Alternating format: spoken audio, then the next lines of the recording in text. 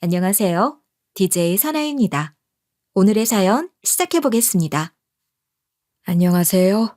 저는 60대 초반 박은주라고 해요. 제가 젊을 때 고생을 좀 하기는 했지만 그땐 그걸 고생이라고 생각하지도 않았답니다. 다들 그렇게 사는 줄 알았고 그 와중에도 즐겁고 감사한 일이 더 많았어요. 이제와 돌이켜 생각해도 그러네요. 그 시절이 제게는 참 행복한 기억으로 남아있어요. 그 시절이 있었던 덕분에 제가 지금 이렇게 여유롭게 살고 있는 것이기도 하니 더욱 그렇죠. 그저 별일 없이 사는 사람이었던 제가 이런 사연을 쓰게 된 건 저로서는 정말 엄청난 일을 겪었기 때문입니다. 아마 여러분이 들으시기에도 보통 일이 아니다 싶으실 거예요. 그런데 한편으로 생각하면 드러나지 않아서 그렇지 어찌 보면 얼마든지 일어날 수 있는 일이다 싶은 생각도 들더라고요.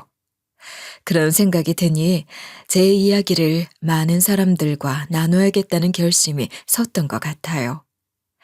제 얼굴에 침 뱉는 것이다 싶고 남 부끄러워서 숨기고 싶은 마음이 컸지만 저처럼 허망한 일을 당하는 사람이 더 이상 없기를 바라는 마음으로 제 이야기를 나누려고 합니다.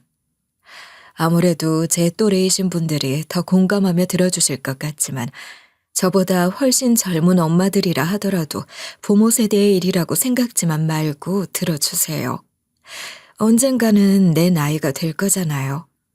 아주 먼 얘기, 남의 이야기라고 생각지 마시고 관심 갖고 들어주시면 이야기를 하는 제가 더 힘이 날 것 같네요. 그럼 제 이야기 시작해 볼게요. 저는 아들, 딸 하나씩 두고 남편과 참 정좋게 살았답니다. 오죽하면 나란히 바로 옆 상가에서 장사하며 거의 하루 종일 붙어 지냈겠어요. 장사를 먼저 시작한 건 저였어요. 아파트 상가에서 반찬 가게를 했거든요. 남편은 평범한 직장인으로 회사 잘 다니고 있었죠. 그러다 제 반찬 가게 바로 옆 가게가 계약 종료하고 나가는데 들어오겠다는 사람이 없어서 권리금도 없이 좋은 조건으로 나왔더라고요. 장사하는 입장에서 옆집에 뭐라도 들어오는 게 좋으니까 남편한테도 주변에 가게 찾는 사람 없냐고 괜찮은 조건이니 소개 좀 하라고 했는데 남편이 덜컥 자기가 과일 장사를 해보면 어떻겠냐고 나선 거예요.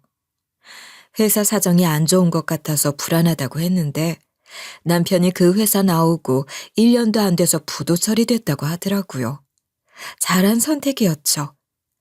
남편은 성실한 사람이었으니 장사도 정말 열심히 했고 둘이 그렇게 바로 옆집에서 일을 하며 힘들어도 즐겁다, 행복하다 했었습니다. 그리고 그렇게 열심히 번 돈으로 월세라도 받을 생각으로 적당한 아파트 하나를 샀어요. 그땐 은행 돈 빌리는 게 지금보다 훨씬 조건이 좋을 때라 대출 좀 끼고 사도 월세 받으면 많이 남을 때였죠. 근데 그렇게 산 아파트가 값이 엄청나게 오른 겁니다. 그렇게 부동산으로 돈 버는 재미를 알게 되고 이후로도 악착같이 벌고 모아서 부동산에 투자했어요. 그 덕분에 아파트만 3채를 갖게 된 거예요. 3번째 아파트를 계약하고서 남편도 저도 장사 그만두고 이제 건강 챙기며 살자 했는데 그리고 얼마 지나지 않아 남편이 먼저 떠나고 말았습니다. 거의 매일 하루 종일 붙어있던 남편이 떠나고 상실감이 컸는데 남편 떠나고 오래 지나지 않아 아들이 결혼할 아이를 데려왔더라고요. 며느리감은 요즘 아이 같지 않게 세심하고 살뜰하게 아들을 잘 챙기는 모습이 보여서 고맙기도 하고 안심이 되기도 했죠. 저희 아들이 어릴 때부터 몸이 약해서 철 바뀔 때마다 감기는 기본으로 하고 컨디션이 조금만 떨어져도 몸 여기저기 이상 증세를 보이는 곳이 한두 군데가 아니거든요. 아들이 그렇다 보니 심성곱고 저희 아들 위해주는 아이가 며느리로 들어왔으면 했는데 그 아이가 딱 그랬던 겁니다.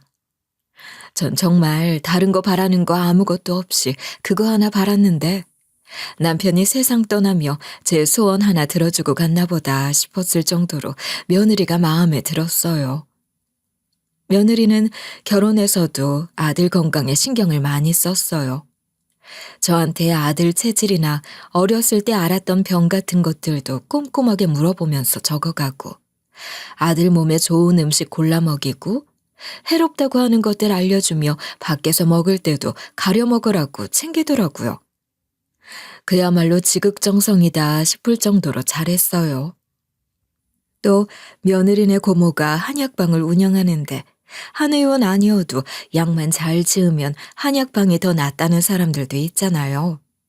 실제로 약 잘 짓는 것으로 이름난 용하다는 한약방도 덜어 있고 말이에요.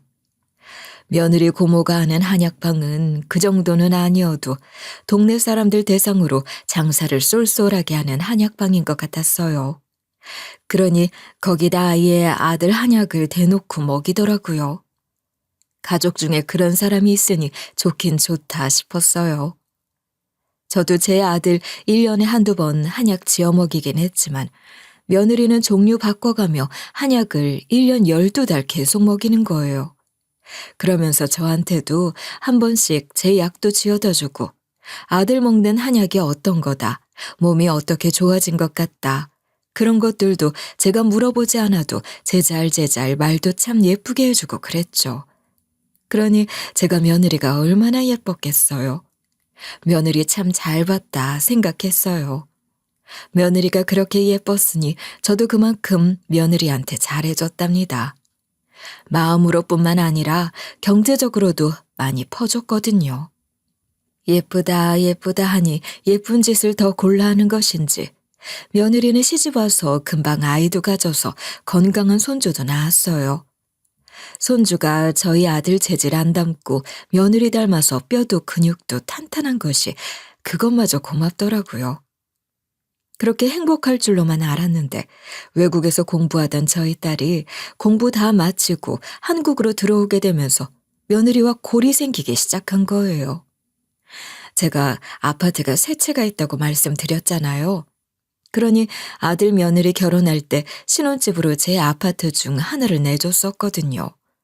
근데 아들이 손자 세돌 지날 즈음 울산으로 발령이 나서 내려가는 바람에 며느리랑 주말 부부로 살고 있었어요.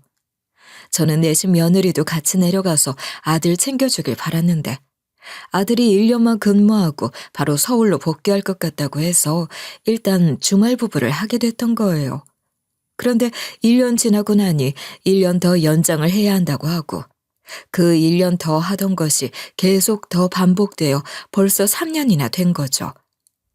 그 사이 제 막내딸도 공부 마치고 돌아오게 된 거고 말이에요.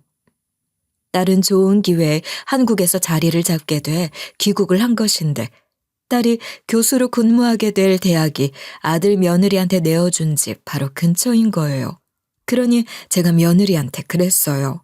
그런 상황이니 새로 집을 구할 게 아니라 너희 사는 집 막내한테 내어주고 너는 이참에 울산으로 내려가면 어떻겠니? 네? 어머니, 어떻게 그렇게... 갑자기 그렇게 말씀을 하시니까 전 어쩐지 내쫓기는 것 같은 기분이 드네요. 서운해요, 어머니. 제 딴에는 정말 조심스럽게 최대한 며느리 입장 생각해서 이야기를 한 것인데, 그래도 며느리가 엄청 서운해하면서 직접적으로 서운함을 표현하더라고요. 당황스럽기도 했고 그런 게 아니라는 걸 설명하려고 무척 애를 썼습니다. 아니다, 내쫓다니 그런 거 아니야. 너희들을 내쫓는 게 아니라 그 집이 여러모로 지금은 막내한테 더 유용하게 쓰일 집이니 더 필요한 사람이 쓰는 게 맞지 않겠냐 하는 거지.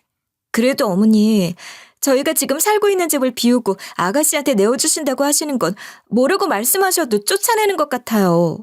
자꾸 그렇게만 생각하지 말고 내 말을 좀 들어보렴. 네가 서울에서 이 일을 하는 것도 아니고 손주가 한창 예쁠 텐데 아빠 사랑 더 받으면 좋지 않겠어? 아빠 역할도 중요한 거 아니니. 가족같이 지내는 게 좋겠다 싶어서 그런 것도 있다. 그럼 저 울산으로 내려보내려고 아가씨 일부러 그 집에 살게 하시겠다는 말씀이세요? 아휴, 거참. 그런 게 아니래도 그러는구나. 내가 너 울산 보내고 싶었으면 진짜 그렇게 했지 않겠니? 금방 서울로 다시 발령이 날지도 모르는데요. 너희들이 또 서울로 올라오게 되면 그땐 그때에 맞는 집을 구하면 되는 거지. 그런 걱정 말고 기분 좋게 울산 가서 지내다 오렴. 제가 그렇게 좋게 말을 해도 며느리는 서운한 기색을 풀지 않았고 오히려 제가 설명을 할수록 더 기분 상해하는 것 같기도 하더라고요. 어머니, 제가 지금까지 얼마나 잘했는데 절 무슨 남편 챙겨주기 싫어서 혼자 서울에 남아있는 사람으로 만드세요? 내가 언제 널 그렇게 만들었다고 그러니? 네가 잘해왔던 것도 알고 지금도 잘하고 있다는 것도 안다. 그렇게 생각하지 말려무나. 어머니께서 해주신 집이니까 어머니께서 비우라 하시니 전 갈 곳 없어서라도 울산 내려가서 살아야지 어쩌겠어요. 알겠습니다. 곧 집 비우고 내려갈게요. 며느리가 그렇게까지 말을 하니 저도 슬슬 서운해지기 시작하는 겁니다. 물론 며느리가 잘하기는 했지만 그렇다고 제가 무슨 시집살이를 시켰나 집 해준 생색을 내기랬나. 저도 해줄 거 다 해주고 아니 넘치게 해줬는데 그런 건 다 당연한 듯이 받아놓고 지가 잘한 건 대단한 것처럼 말하는 것 같아서 그것도 좀 그랬어요. 부모가 해주는 건 당연한 거고 며느리가 하는 건 대단한 거니까 제가 감사해야 하는 건가요? 그건 아니잖아요. 세상에 당연한 건 없는 건데 말입니다. 저는 며느리가 해주는 걸 고맙게 생각했는데 며느리는 제가 해주는 것들은 당연하게 받으며 고맙게 생각하는 마음이 없는 것 같아서 서운하다 못해 괘씸하다는 생각도 들었고 그렇게 전 저대로 며느리는 며느리대로 감정의 골이 생겨 틀어지기 시작한 거였죠. 며느리는 마지못해 울산으로 내려가긴 했지만 살던 아파트에 자기 물건 몇 개를 이사 갈 때 안 가져가고 그냥 두더니 가져간다 말만 하고 가져갈 생각을 안 했어요.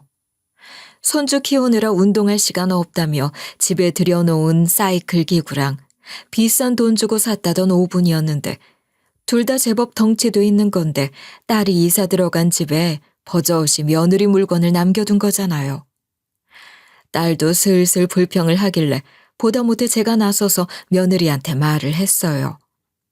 얘, 너 그 운동기구랑 오븐 가져간다더니 언제 가져갈 거냐? 덩치도 큰 걸 이사할 때 같이 실어갈 것이지 왜 안 가져가고 아직 그러고 있어? 그거요.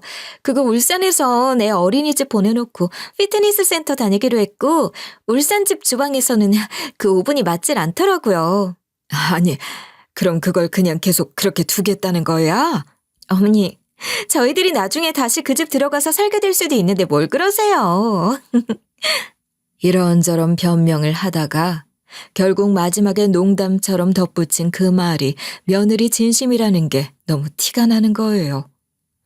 저는 그때 며느리의 그런 모습을 보며 며느리가 욕심이 좀 많은 아이구나 싶은 생각을 했고 며느리가 제 재산에 욕심을 부리고 있다는 생각이 들어 크게 실망했던 것 같아요.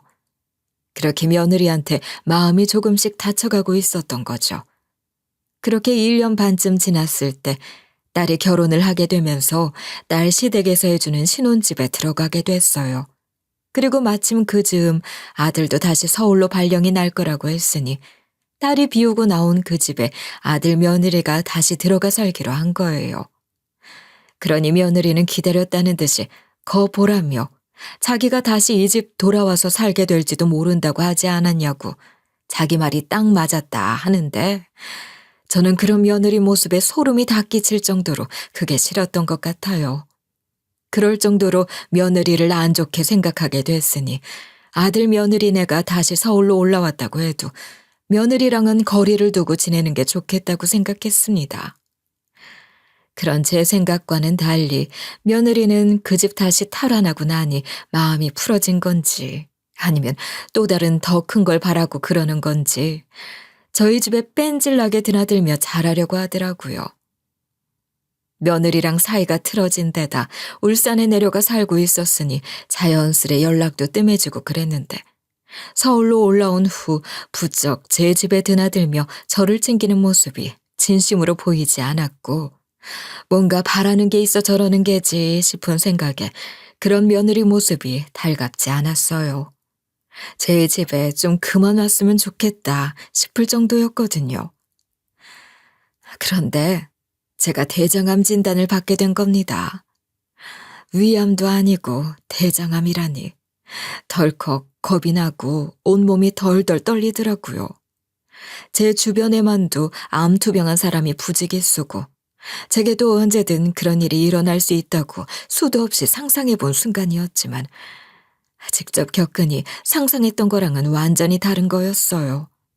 다행히 치료할 수 있는 방법이 있고 충분히 완치 가능성이 있는 단계라고, 대장암이라고 해서 무턱대고 겁먹을 건 없다고 병원에서 용기를 주기는 하더라만 그 말이 머리로는 그렇구나 하고 이해가 돼도 마음으로 받아들여지진 않는 건지 암 선고받은 날은 잠도 못 이룰 정도로 힘들었어요. 저 혼자 제 마음 추스르는 것도 힘든 마당이었으나 당장 수술도 해야 하고 치료들을 받아야 하니 자식들에게도 그 사실을 알려야 했죠. 아직 신혼인 딸에게 그런 소식을 전하게 되어 무척 미안한 마음도 들었고 자식들 앞에서는 의연한 척이라도 하고 싶어서 담담하게 얘기를 했습니다. 그러려고 연습도 정말 많이 했거든요. 저는 그렇게 담담하게 얘기를 했는데 글쎄 며느리가 아주 호들갑을 떨면서 걱정하는 말을 하는 거예요. 며느리는 이미 제게 미운 탈이 박힐 대로 박힌 아이였으니 절 걱정하는 모습마저도 고지고대로 안 보였고 눈물도 쥐어짜내려고 하는 것 같아서 진짜 보기 싫더라고요. 그래도 그렇다는 걸 티를 낼 수는 없었는데 그 뒤로 며느린 더욱더 적극적으로 절 챙기는 거예요. 어머니 병간호는 제가 하고 싶어요. 제가 하나밖에 없는 며느리잖아요. 그러니 제가 해야지 누가 하겠어요. 아니다. 그럴 거 없어.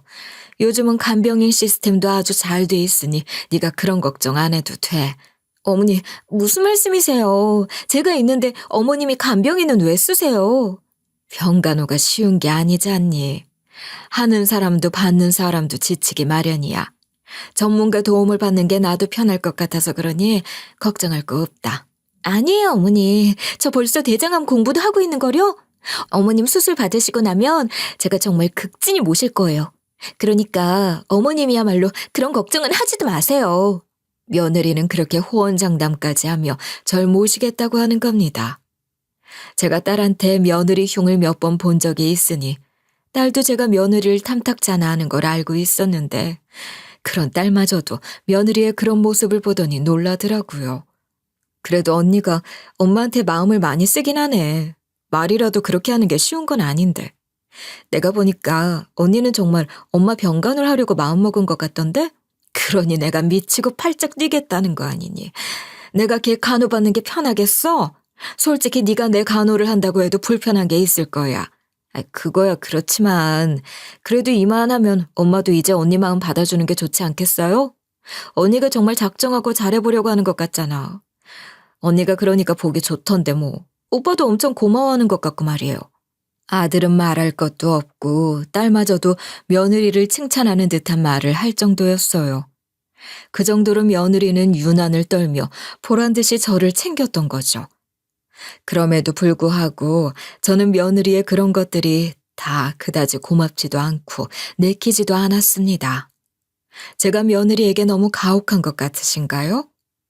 여러분이 들으시기에도 며느리가 한두 번 밉보인 걸로 제가 너무 속 좁게 구는 것 같으세요? 아휴, 딸까지 제게 그렇게 말을 하니 어쩌겠어요.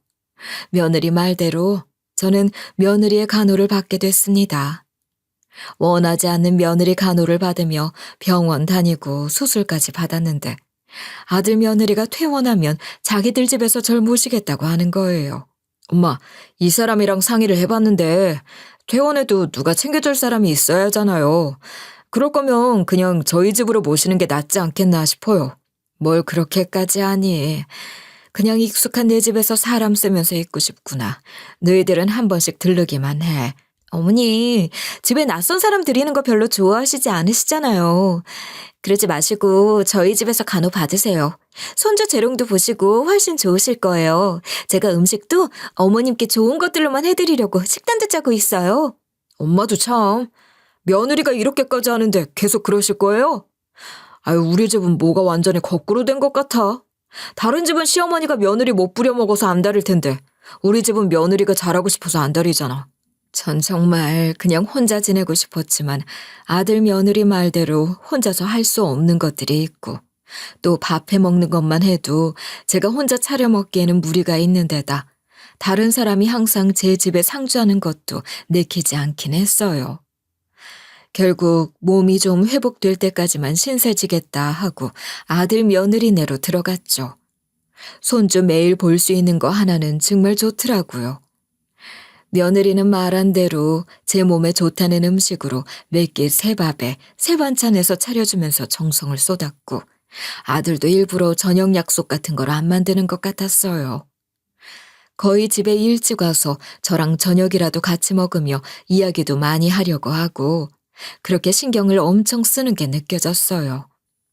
못마땅한 것들도 많았지만 그렇게 챙김을 받는 게 나쁘지 않았고 또 편하고 좋은 점도 많다 싶었습니다.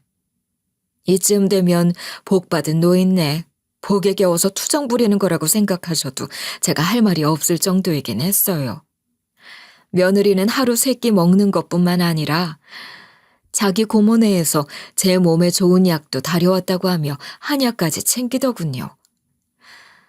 혹시 몰라 병원에 물어보니 몸 보하는 약 같은 건 먹어도 된다고 해서 고맙다고 하고 먹기 시작했죠. 며느리는 늘 그렇듯이 아들 한약도 챙겼는데 한약 먹고 몸에 힘이 좀 붙는 것 같다고 느껴지는 저와 달리 아들은 어째 한약을 먹기 시작하고 몸이 더 안 좋아지는 것 같은 겁니다. 늘 입에 달고 먹던 한약인데 오랜만에 먹어서 그러는 것인지 이상하게 몸에 안 받는 것 같다고 대수롭지 않게 말하는 아들과 달리 저는 그런 아들이 걱정됐어요. 몸에 안 받는 걸 저렇게 계속 먹어도 되는 건지. 며느리는 아들이 몸이 안 좋아지는 것 같은데도 약을 계속 먹이는데 저게 맞나 싶기도 했고 말이에요. 그렇다고 그런 말을 며느리한테 하기도 어렵고 생각다 못해 저는 혹시나 하는 마음에 아들 한약과 제 한약을 바꿔서 먹어보기로 한 거예요. 제가 먹는 약과 아들이 먹는 약은 당연히 다른 약이었는데 며느리가 늘 저희 둘 먹을 약을 따로 챙겨주거든요. 제 약은 거실 테이블 위에, 아들 약은 식탁 위에 올려두는데 그걸 제가 바꿔치기해서 먹은 거예요. 그런데 그날 밤 제가 심각한 복통과 부작용을 겪게 되었던 겁니다. 밤새 화장실 들락날락하느라 정말 힘들었어요. 게다가 아들 내외가 안방 내어주겠다는 걸 마다하고 작은 방에 머물고 있었으니 제 방에는 딸려있는 화장실도 없어서 거실 화장실 써야 하는 것도 여간 불편했던 게 아니었어요. 장염 걸린 사람들 너무 힘들어서 변기통 붙들고 잠들었다가 또 배 아프면 변기에 앉고 그런다고 하던데 그 심정이 이해가 가더라고요. 그렇게 복통을 앓으면서도 아직은 심증만 있는 것이었으니 아들 며느리한테 섣불리 약 바꿔 먹었다는 말은 못하겠는 거예요. 아유, 저녁 먹은 게 뭐가 잘못됐나 보구나. 내가 뭘 좀 많이 먹었나 봐. 그래도 입에 당기시는 게 있으시고 식욕이 있으신 건 좋은 거긴 해요. 그래도 힘드셔서 어떡해요. 걱정이네요. 엄마, 응급실에라도 가보실래요? 밤새 그렇게 아프면 안 되잖아요. 일단 약 먹었으니 진정되기를 기다려보는 게 좋을 것 같아. 응급실에 갈 정도는 아니니 걱정 말고 너희들은 방에 들어가서 쉬렴. 아들 며느리가 지들 방으로 들어간 후로도 저는 계속 화장실을 들락날락했고 그러다 탈수가 왔는지 목이 너무 말라서 물 한 잔 마시러 주방으로 가는데 다리도 풀리고 어지럽기도 해서 잠깐 주저앉아 쉬어야 했어요. 그렇게 앉아있으니 아들 며느리가 지들 방에서 얘기하는 소리가 들리더라고요. 그런가 보다 했는데 어머님 한약 어쩌고 하는 말을 며느리가 하는 거예요. 거기서 제 귀가 번쩍 뜨였지 뭐예요. 며느리 목소리가 크진 않아도 톤이 높아서 늘 목소리가 좀 튀는 편이었거든요. 그러니 아들이 하는 소리는 웅얼웅얼 잘 안 들려도 며느리 하는 말은 제 귀에 딱 박힌 거였어요. 저는 기어가다시피 해서 아들 며느리 방에 더 가까이 갔고 방문에 귀를 바짝 대고 아들 며느리가 나누는 얘기를 더 들어보기로 했습니다. 그런데 그날 밤 저는 상상도 하지 못했던 끔찍한 이야기를 듣게 된 거예요. 진실을 알게 된 거죠. 내가 고모한테 그렇게 신신당부를 해냈는데 왜 효과가 없는지 모르겠어. 어머니 몸이 오히려 점점 더 좋아지시잖아. 맞아. 그렇지. 엄마가 확실히 더 좋아지셨어. 오히려 난 이번 약이 좀 안 받는 것 같은데 약이 바뀐 거 아니야? 그럴 리가 있어. 내가 매번 확인 잘하고 있으니 그런 걱정 마. 하여간 당신이 보기에도 어머님이 한약 드시고 기력을 많이 회복하시는 것 같지? 그치? 그럼 안 되는데. 뭐가 잘못된 거야 정말. 이게 무슨 소리란 말입니까? 그러니까 이것들이 제 몸에 좋은 한약을 먹인 게 아니라 제 몸 잘못되게 하는 약을 먹여서 제 병을 악화시킬 작정을 하고 있었다는 것을 알게 된 거예요. 더 이상 아무런 기대가 없었던 며느리뿐만 아니라 제 아들까지 거기 동조하고 가담했다는 게 너무나도 충격적이었습니다. 대장암 선고를 받았을 때만큼이나 충격적이었고 무섭다는 생각에 온몸이 떨렸어요. 그러나 여전히 저는 심증뿐인 상태로 제 손에 쥐고 있는 증거는 아무것도 없었던 거죠. 제가 그 순간 바로 아들 며느리 방문 열고 쳐들어가서 그게 무슨 말이냐고, 니들 하는 말 다 들었다 하며 나한테 무슨 짓을 한 거냐고 해봤자 잘못 들은 거다 하고 발뺌하면 저만 이상한 노인이 될 게 뻔했어요. 작정하고 저한테 그런 짓을 저지르려고 했던 것들이지만 순순히 그 엄청난 사실을 인정할 리가 없죠. 그러니 일단 조금 더 두고 보기로 하고 흔들리는 감정 잘 추슬러 제 방으로 돌아왔어요. 그날 그 새벽은 제 생에 가장 힘들었던 날 중 하루일 거예요. 밤새 복통과 설사에 시달렸고 머릿속은 아들 며느리가 절 두고 저지르고 있는 짓에 대한 생각들로 혼란스러웠습니다. 정말 너무 힘든 밤이었어요. 그래도 어찌어찌 아침은 오더군요. 저는 바로 그날부터는 며느리가 챙겨주는 한약을 먹는 척만 하고 다 버렸어요. 그렇게 시간을 벌면서 무슨 증거를 어떻게 잡아서 이것들 제대로 혼내줘야 하나 그 생각만 하고 있었는데 친구한테서 뜻밖의 소리를 듣게 된 거예요. 그 친구도 몸이 참 약한 친구인데 저희 아들이 한약 먹고 많이 좋아졌다는 얘기를 듣더니 한 의원 소개를 해달라고 했었거든요. 그래서 제가 한 의원 아니고 한약방인데 괜찮겠냐 하며 며느리 고모네 한약방을 소개해 줬었어요. 그러면서도 며느리 고모네라고는 하지는 않았고 며느리한테도 괜한 말은 안 했어요. 서로 신경 쓰는 게 불편하게 여겨졌기 때문이에요. 며느리 친정엄마도 아니고 다리를 하나 더 건너야 하는 사이니 더 그렇더라고요. 하여간 그래서 그 친구도 그 집에서 한약을 대놓고 먹고 있었거든요. 예, 네가 소개해준 그 한약방 말이야. 거기 지금 무슨 고발인지 적발인지 됐다고 아주 난리가 났어. 너도 들었니? 뭐? 그게 무슨 소리야? 자세하게 좀 얘기해봐. 난 애들이 지어다 주는 약 먹기나 했지 그 한약방에는 가본 적도 없어. 우리 아들도 그 집 한약 계속 먹고 있는데 고발이라니? 대체 무슨 일이라는 거야? 나도 자세히 몰라. 의약 분야 전담반이 한약재 유통 실태를 집중적으로 점검을 한다든가 그러면서 사용기한이 지난 오래된 한약재를 유통시킨 판매업소랑 그 한약재를 사용한 한의원, 한약방 같은 곳들을 다 적발하고 나섰다는 거야.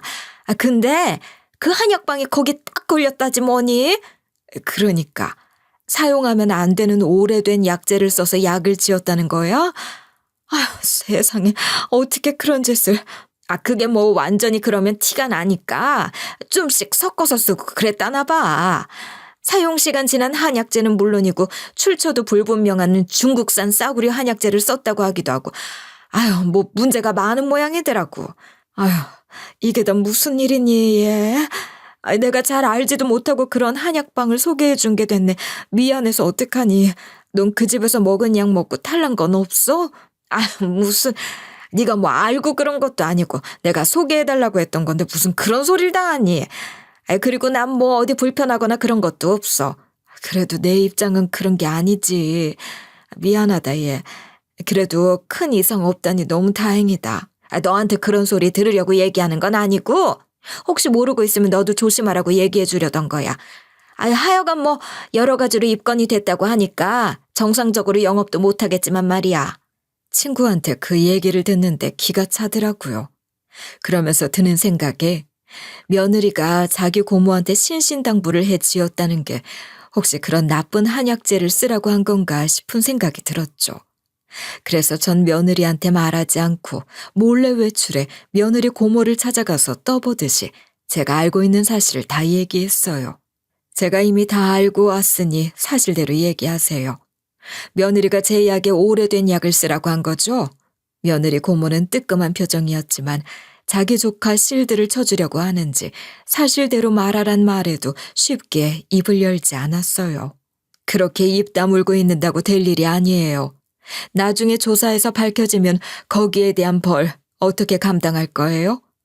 며느리가 시켜서 한 거라는 거 다 알고 왔으니 사실대로만 말하면 고모님은 내가 선처해줄 작정이니 말해봐요. 제가 다소 강압적으로 수사하듯 말을 하니 그제야 무서웠는지 입을 조금씩 열기 시작하더라고요. 사돈 어르신, 제가 지금 걸린 것만 해도 형사처벌 받아야 하는 입장이에요. 그러니 제발 선처 부탁드립니다. 사실대로 다 말씀드릴게요. 네, 말씀드리겠습니다. 그렇게 며느리 고모를 통해 듣게 된 사실에 의하면 제 예상대로 제 한약은 사용기한이 지나도 한참 지난 한약재로 달인 한약이었어요.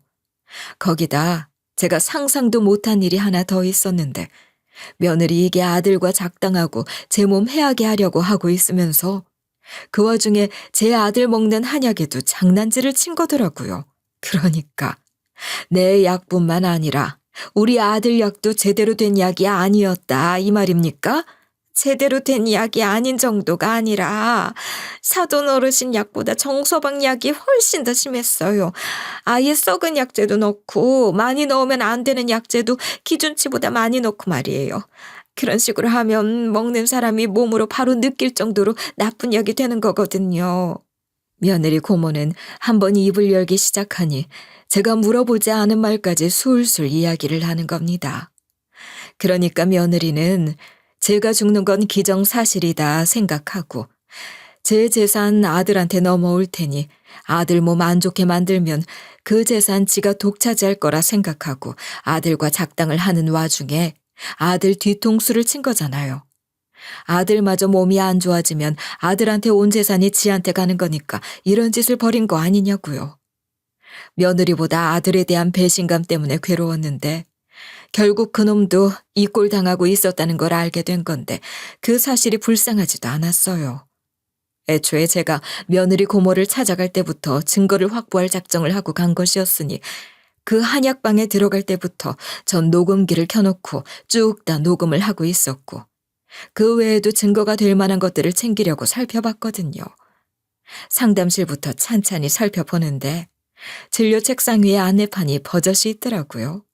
무슨 분쟁 같은 게 있었던 것인지 상담실에 항상 녹음 장치를 켜놓고 상담 내용을 기록한다는 안내판이었어요. 상담 내용을 늘 녹음을 하나 보죠?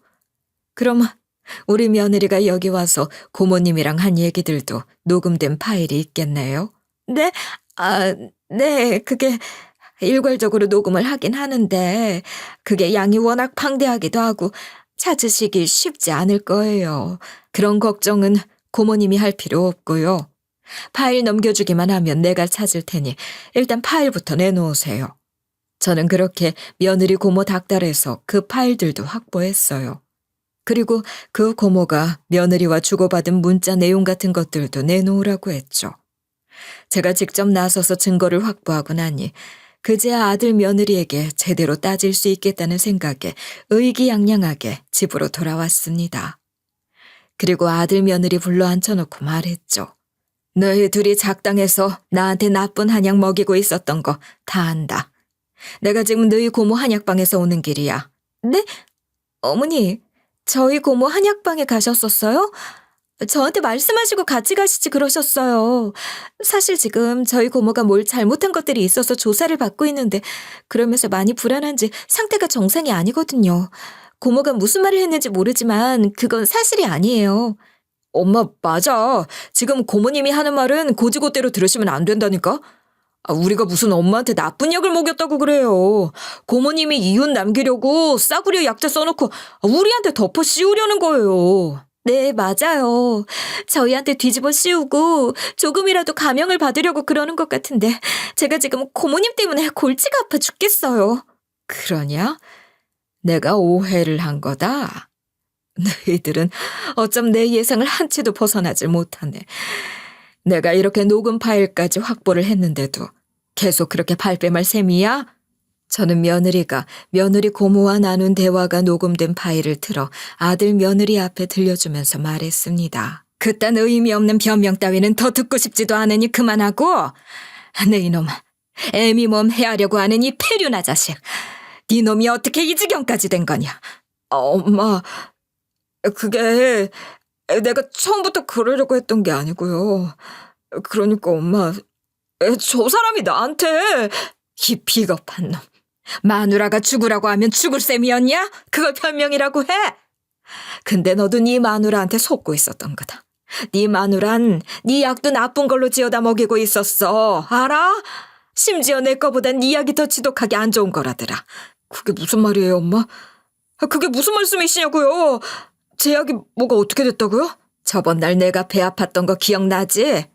네가 약 먹고 몸이 안 좋아지는 게 신경 쓰여서 내가 네 약 바꿔치기 해서 먹은 건데 그날 바로 부작용을 겪은 거야. 넌 아직 젊고 건강하니 나 같은 큰 부작용 없이 버티고 있었는지 모르지만 네 몸도 엄청나게 안 좋은 일들이 일어나고 있는 거지. 너도 네 마누라한테 뒤통수 맞은 거다 이 말이야. 며느리 고모한테 얻은 증거도 내어놓으니 아들은 믿지 않을 수 없는, 그러나 믿을 수밖에 없는 현실에 경악하고 기함하며 바로 며느리 멱살을 잡더군요. 이게 다 뭐야? 네가 나까지 해치려고 했던 거야? 이 미친아, 뭐? 난 젊으니까 더 독한 약으로 지으라고? 말해봐, 네가 어떻게 나한테 이럴 수 있어? 거품 물지 마. 나도 다 그럴만 하니까 그랬지. 네가 나한테 한 짓은 벌써 다 잊었니? 야, 아무리 그래도 내가 너 어떻게 하려고 했냐? 내가 네 몸 상하게 했냐고. 너 어떻게 내 건강을 두고 이런 짓을 벌여? 뭐? 그게 뭐 어때서 그래? 난 네 엄마한테 그 짓도 하려고 했는데 내가 너한테 그 정도도 못하니? 뭐야? 이게 진짜 말이면 단줄 하나. 그래서 네가 지금 잘했다는 거야? 아주 둘이서 악쓰며 꼴값을 떠는 겁니다.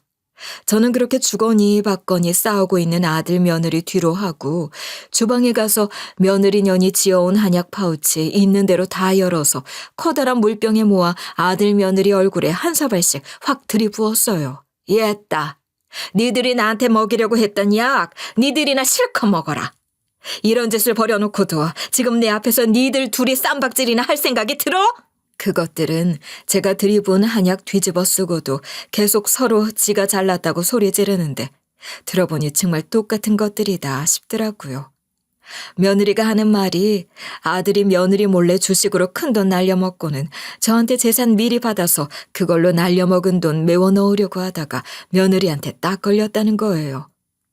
제가 그것도 대장암식이나 걸렸으니 오래 살지 못할 것으로 확신하고 그 전에 미리 증여를 받아서 며느리 몰래 메우려고 했던 건데 그 전에 며느리가 아들이 주식으로 돈 날린 걸 알게 되는 바람에 아들이 엄마 재산 받으면 그걸로 메우면 된다고 걱정하지 말라고 했다는 거죠. 그래서 둘이 작당해서 절 더 빨리 보낼 계획을 세웠던 것인데 며느리는 아들이 자기를 속이고 주식에 함부로 투자해서 돈까지 날린 것에 화가 단단히 나 있었으니 그참에 아들 뒤통수까지 치려고 했던 거랍니다. 난 니들 둘 사이에 일어난 일에는 아무 관심도 없으니 나한테 그런 소리 해봐야 소용없고 난 너희 둘이 나한테 한 짓만 생각할 거다. 내가 작정만 하면 너희들 제대로 콩밥 먹일 수도 있어. 어머니, 제 입장에서 한번 생각해봐 주세요. 믿었던 남편한테 배신당하고 전 정말 절망적이었다고요. 그런 상태에서 저지른 일입니다. 그걸 생각하셔서 제발 봐주세요. 엄마, 아무리 그래도 자식들인데 어떻게 콩밥까지 먹인다는 말씀을 하세요. 저희들이 잠깐 정신이 나갔었어요. 다시는 이런 짓 저지르지 않을 거예요. 이런 생각도 안 해요. 정신 바짝 차렸으니 걱정 마세요. 걱정? 내가 그딴 걱정을 왜 하겠니? 다시는 안 그래? 그런 말이 다 무슨 소용이냔 말이다. 내가 알아채지 못했으면 나한테 계속 그 약 먹였을 테고 내 몸은 점점 더 나빠지고 있었겠지. 엄마, 잘못했어요. 제가 저지르는 짓 무슨 짓인지도 모르고 저질렀어요. 이제 알았어요. 이제 정말 깨달았으니 제발 용서해 주세요. 어머니, 부탁드려요. 이번 일 없던 일로 해주시기만 한다면 저도 이 사람 다 용서하고 다시 마음 맞춰서 잘 살게요. 어머님이 제일 바라시는 것도 그런 거 아닌가요? 내가 왜 니들 인생에 신경을 쓰겠니? 저놈 저거 용서하거나 말거나 네 맘대로 하렴. 용서해주지 마. 그런 약까지 먹일 정도로 나쁜 마음을 먹었던 남편인데 그렇게 쉽게 용서가 되겠니? 엄마, 정말 무섭게 왜 이러세요? 나 엄마 아들이잖아요. 엄마 장남. 제가 전보다 더 잘할게요. 정말 열심히 살 테니 기회를 주세요. 아들 며느리가 온갖 소리 다 하며 용서를 빌었지만 그것들이 아무리 머리를 조아려도 제 눈에는 그저 가증스러운 헛소리에 불과했습니다. 너희 같은 것들이 무슨 자격으로 자식 어쩌고 소리를 하며 뻔뻔하게 용서를 바라니. 진짜 용서는 깜빵 가서 죗값 치르며 갚도록 해라. 내가 바라는 건 그거다. 이러고 저러고 더 들을 것도 없었기에 저는 아들 며느리에게 말할 기회도 주지 않고 바로 이어서 제가 할 말을 했어요. 앞으로 어떤 것도 도와주지 않을 거고 재산 또한 남기지 않을 거니 헛꿈 꾸지 마라. 난 이 길로 내 집에 돌아갈 참이니 빠른 시일 내 이 집도 당장 비우고 나가거라. 그렇게 말하곤 바로 제 집으로 돌아와 간병인을 고용했죠. 진짜 그렇게 있을 걸 싶을 정도로 너무 편했습니다. 아들 며느리 괘씸하다 생각조차도 더 하고 싶지 않았던 것 같아요. 그저 아무 생각 없이 제 몸 회복하는 것만 생각하며 지내고 싶었죠.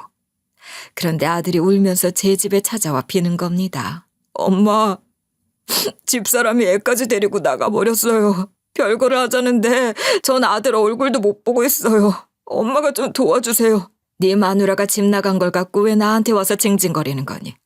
네 아들 못 본다고 아쉬워할 것도 없어. 그 아들도 커서 너 같은 짓 저지르지 말라는 법 없는 거다. 보고 자란 게 그런 거 아니냔 말이지. 엄마, 그러시지 마시고 좀 도와주세요. 그 집이라도 다시 내어주신다고만 해주세요. 그럼 제가 어떻게든 집사람 설득해 볼게요. 아니, 글쎄 내가 말을 했잖니. 난 너희들이 별거를 하건 이혼을 하건 아무 상관이 없다니까.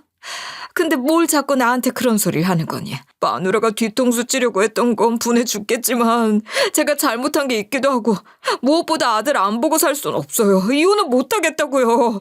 그러니 집사람 다시 돌아올 수 있게 해야죠. 도와주세요. 나는 네 인생에는 더 이상 아무 관심 없으니 네 힘으로 설득해서 같이 살든 이혼당하든 내 알 바 아니다. 잊었니? 앞으로 어떤 도움도 주지 않을 거라고 했잖아.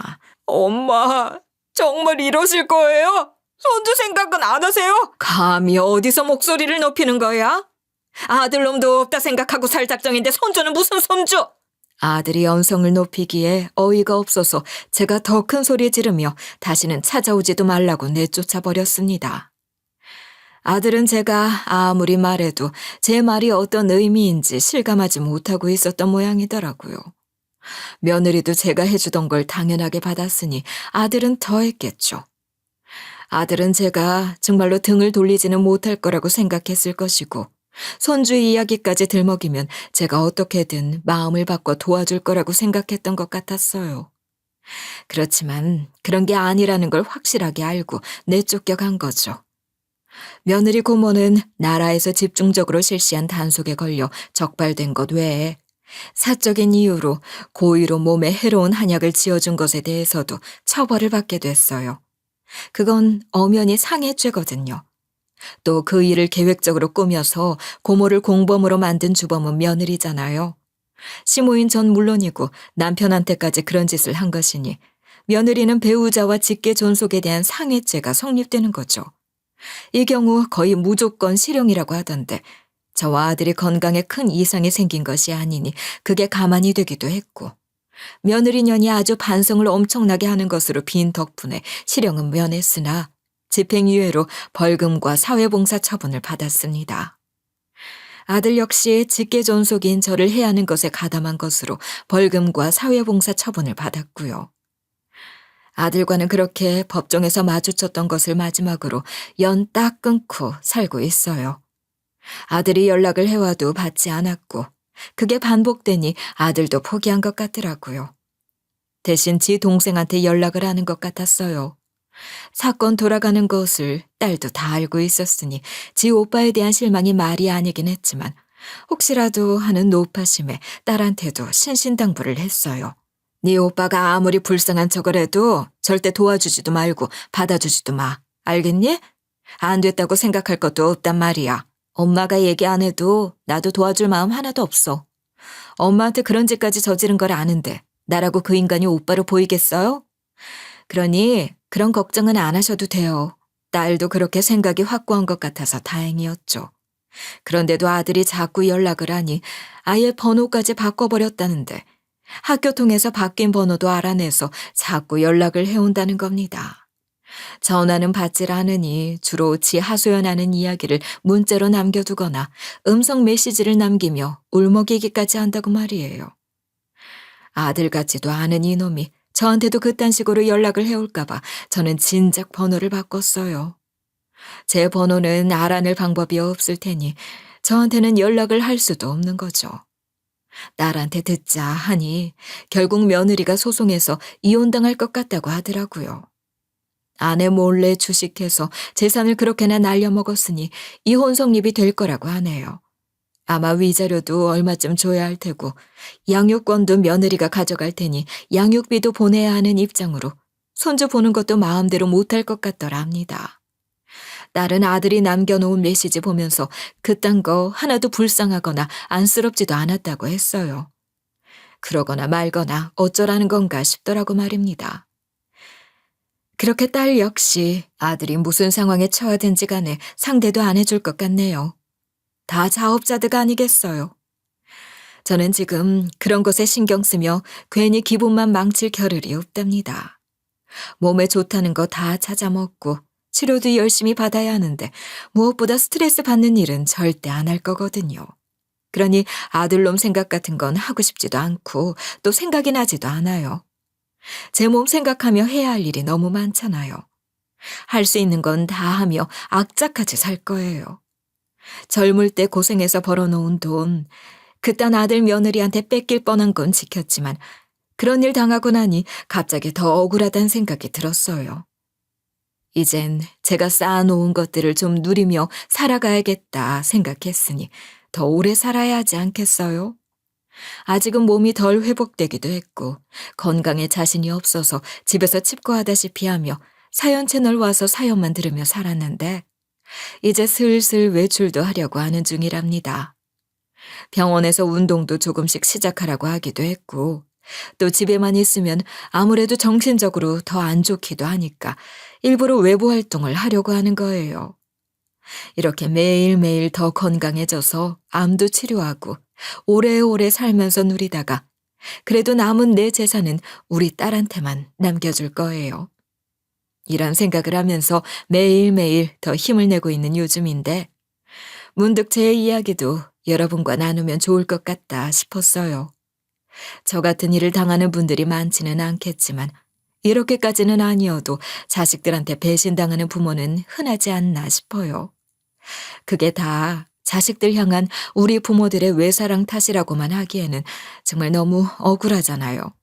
자식 낳아 그 자식 잘 되는 게 우리의 행복이라 생각하고 자식 일을 우리 일처럼 생각하며 살았는데 정작 그 자식들은 고마운 것도 모르고 더 해주길 바라고 안 해주면 뺏어갈 생각까지 하는 세상이라는 게 참 무섭고도 슬픕니다. 그렇지만 그렇다고 해서 이렇게 한탄만 하고 있지는 말자고요. 자식들한테 뭘 해줄 때는 생색도 좀 확실하게 내고 효도도 당당하게 받고 말이에요. 자식들이 우리한테 받는 걸 당연하게 생각하는 것처럼 우리도 자식들한테 효도받는 걸 당연하게 생각해도 되지 않겠어요? 제 이야기를 듣고 그런 생각들을 좀 하셨으면 좋겠다고 생각해서 용기 내어본 거랍니다. 제 이야기 끝까지 들어주셔서 정말 감사드리고요. 제가 드리는 당부 말씀도 꼭 한번 생각해 봐 주세요. 자식들보다 살 날이 적게 남았다고 해서 우리 삶이 덜 중요한 건 아니니까 우리도 우리 삶을 즐기며 살아요.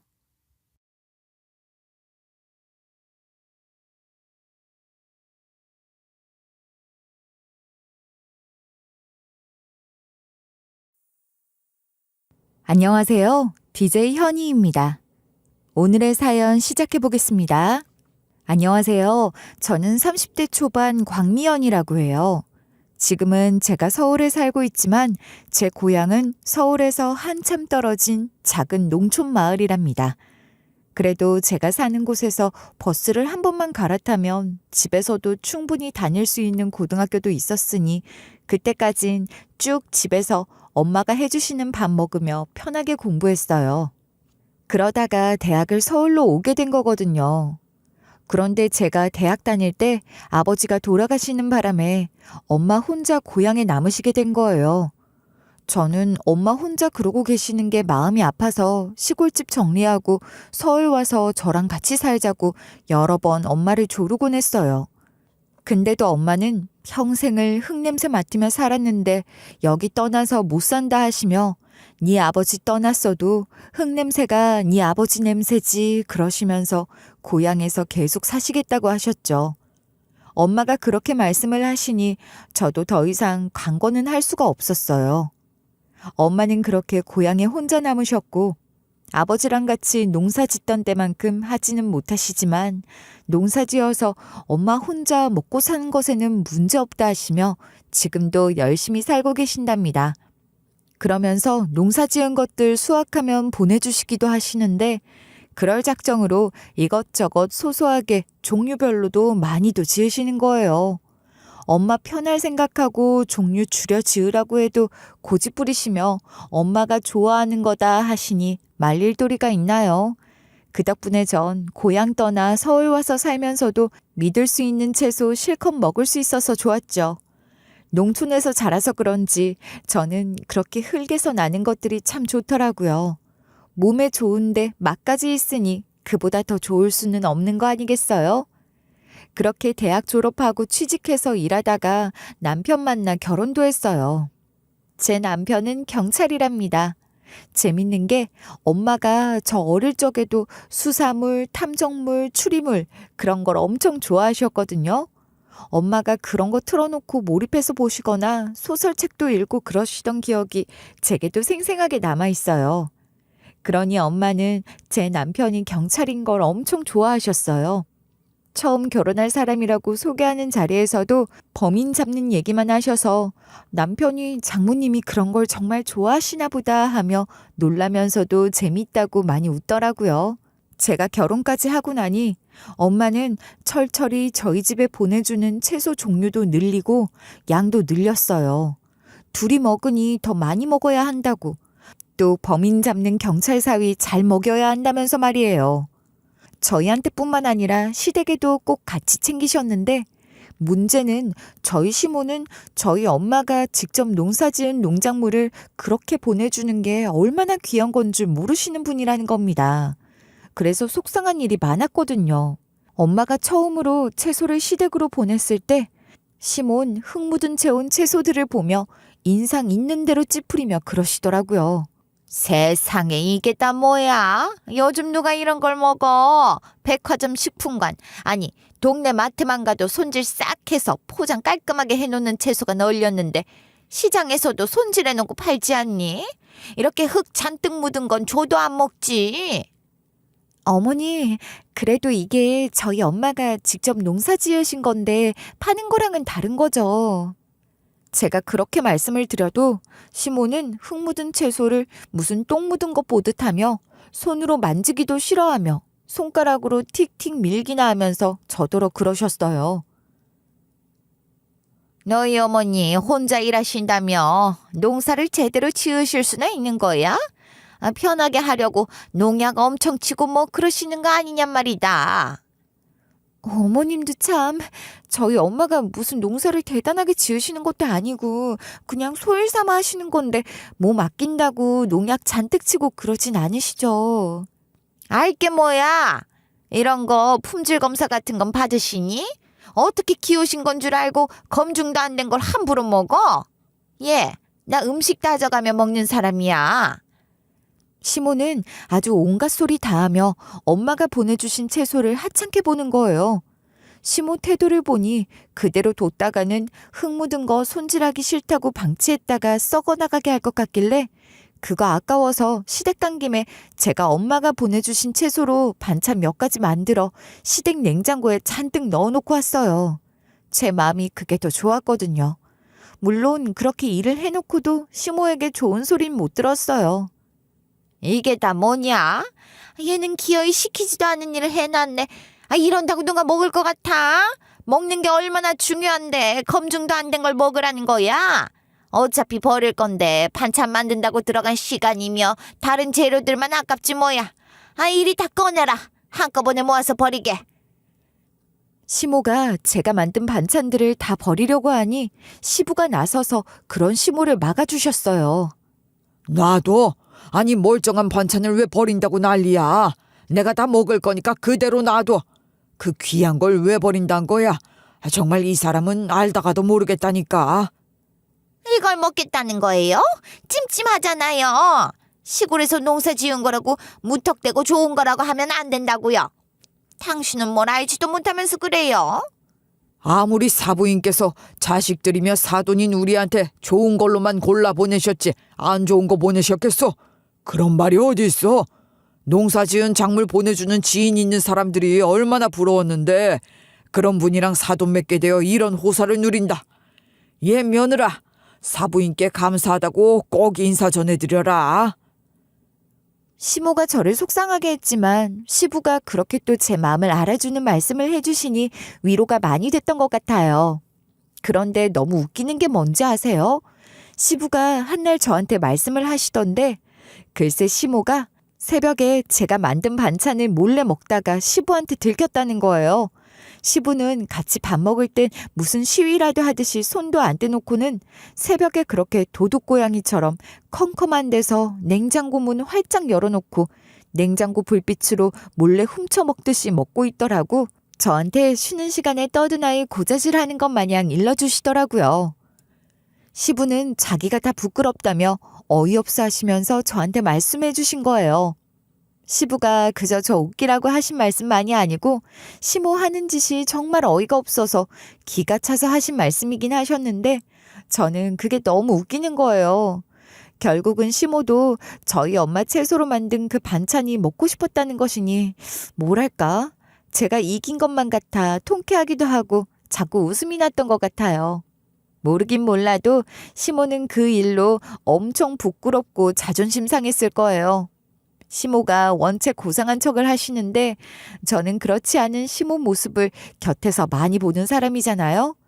그 행동도 딱 시모의 그런 성향을 단적으로 보여주는 것 같았던 거죠. 참 사람이 한결같다고 해야 하는 건지 자꾸 웃음이 났던 건 사실이지만 그런 한편으로는 사람이 어떻게 저러나 그런 생각이 드는 것도 또한 사실이었습니다. 엄마는 농사지은 채소뿐만 아니라 겨울이면 직접 담은 장을 보내주시기도 하셨는데 집에서 매주 띄어 만든 된장을 보내셨던 적이 있었어요. 그때도 마찬가지고 저희 집과 시댁에 모두 보내셨는데 시모는 엄마 된장에 곰팡이 핀 것을 보더니 기막혀하며 저를 불러다 놓고 야단치듯이 말씀을 하시더라고요. 예, 이것 좀 봐라. 내가 지금 이걸 열어보고 너무 어이가 없어서 당장 너부터 오라고 한 거야. 여기 좀 보란 말이다. 이거 곰팡이 보이지? 지금 썩은 걸 보내신 거잖아. 그러니까 쓰레기를 보내신 거 아니냔 말이다. 어머니 쓰레기라뇨. 그건 썩은 게 아니고요. 아우 됐다. 내가 지금 네 변명 듣자고 너 불러앉힌 건 줄 알아? 네 친정어머니가 지금 나한테 이런 걸 보내시면서 내 일거리를 만드시는데 내가 정말 할 말이 없구나. 음식물 쓰레기 버리러 가는 게 얼마나 괴로운 일인데 나한테 지금 그거 시키려고 이러시는 거 아니냔 말이야. 어머니, 저희 엄마가 어머님께 무슨 억하심정으로 그러셨겠어요. 그게 아니라 저희 엄마 된장이 염도가 그리 높은 편이 아니라 숙성시킬 때 그렇게 하얀 곰팡이가 생기기도 하는데 그거 그냥 걷어내고 소금이나 고추씨 같은 걸로 덮어두면 돼요. 기가 막혀서. 너 지금 그걸 변명이라고 하니? 아니 그럼 처음부터 그렇게 하면 될 것을 왜 이렇게 곰팡이까지 펴서 혐오스러운 걸 보내시고 난리야? 그러면 괜히 무게도 많이 나가고 이게 그렇게 문제가 되는 것도 아닌데요, 뭐. 저는 예전부터 엄마 된장 받으면 그렇게 해왔거든요. 제가 곰팡이 걷어내고 소금 채워드리고 갈게요. 아니, 됐다. 예, 내가 지금 거기 곰팡이 잔뜩 핀 걸 내 두 눈으로 똑똑히 봤는데 내가 그걸 어떻게 먹니? 그냥 둬. 아님 네가 가져가서 버리든지. 제가 설명을 했는데도 시모는 제 얘기는 들은 척도 안 하고 계속 짜증만 내니 시부가 보다 못해 그런 시모한테 호통을 치면서 말씀을 하셨어요. 거 무식한 소리 좀 작작해. 된장이 원래 곰팡이로 만드는 건 줄도 몰라. 그게 왜 무식한 거예요? 대기업에서 잘 만들어 놓은 제품들 잘 골라서 사 먹으면 되지. 그런 거 몰라도 아무 지장 없다고요. 된장도 만날 그렇게 사다 먹으니 아는 것도 하나 없는 거지. 이 귀한 집 된장을 받고도 귀한 줄도 모르고 갖다 버리겠다면서 어이없게 구는데 무식하다 소리 안 나오게 생겼어? 시부가 그렇게 더 큰 소리로 시모를 나무라니 시모는 입을 삐죽거리기는 해도 별말 안 하고 가만히 있긴 하더라고요. 그리고 시부는 제게 잊지 않고 저희 친정엄마에게 고맙다는 말씀 꼭 전해달라고 덕분에 오랜만에 제대로 된 집 된장 맛을 보겠다며 여러 번 감사의 뜻을 표현하셨습니다. 그 뒤로도 시부는 시모가 그런 식으로 저희 엄마가 보낸 걸 버리려고 하면 귀신같이 잡아내셔서 엄청 뭐라고 해주셨어요. 시모 때문에 화나고 속상하다가도 시부 덕분에 위로받았던 거죠. 시부는 참 좋은 분이셨어요. 그런 시부를 만나게 된 것도 제 복이다 싶어 감사하는 마음이었답니다. 시부모 모두 좋은 분이셨더라면 더 좋았겠지만 그게 제 욕심대로 되는 일도 아니고 시부라도 제 마음 알아주시는 분을 만난 게 얼마나 감사한 일인지 모른다 싶었어요. 다만 시부가 그렇게 좋은 분이시니 어쩌다 시모 같은 사람을 만나셨나 그런 생각을 하긴 했던 것 같아요. 그런 시부의 환갑을 맞아 잔치를 하게 됐는데 시부가 직접 친정엄마를 초대하셔서 서울 나들이 별로 안 좋아하는 저희 엄마도 오랜만에 서울에 오셨어요. 서울 나들이 싫으시다더니 차려진 음식들 보고 맛있어 보인다, 좋아 보인다 하시는 걸 보니 잘 모셨다 싶었고 내려가시기 전에 저랑 남편이랑 엄마 따로 모시고 맛있는 식사 한 끼 사드려야겠다 싶은 생각도 하고 그랬죠. 예약한 식당이 뷔페식이어서 각자 알아서 떠다 먹어야 했는데 저는 오시는 분들 인사도 드리고 이것저것 챙기느라 정신이 없었거든요. 그러는 사이 작은 사고가 하나 생긴 거예요. 저희 엄마가 음식 담아서 자리로 돌아가다가 시모랑 부딪혔던 모양이더라고요. 엄마가 음식을 양손에 다 들고 있었는데 하필이면 김치 잔뜩 넣은 잔치국수를 든 오른쪽 손으로 부딪혔는지 잔치국수 고명으로 올린 김치에 육수에 그런 것들을 시모 새하얀 원피스에 흘려버린 거였어요.